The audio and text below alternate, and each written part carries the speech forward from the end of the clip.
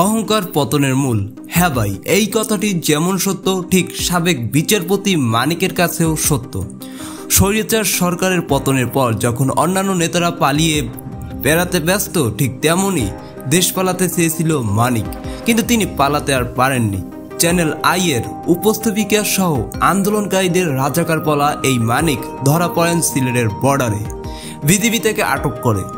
BGB আটক করলে এই বিচারপতি তাকে টাকা দেওয়ার অফারও করে। আমাদের পয়সার কোনো প্রয়োজন নেই। ঠিক ভাবা যায় একজন বিচারপতি ঘুষের অফার করতে পারে। বিজিবিকে ঘুষের অফার করে যাতে তাকে ছেড়ে দেওয়া হয়।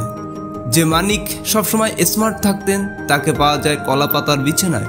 যে কিনা ক্লিন শেভ করে থাকতেন এখন তার মুখ ভর্তি দাড়ি।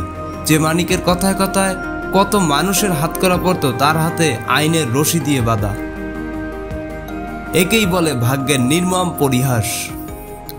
ভিডিওটি কেমন লাগলো জানাতে ভুলবেন না, আর এমন সকল ভিডিও পেতে চ্যানেলটি সাবস্ক্রাইব করতে ভুলো না। ধন্যবাদ।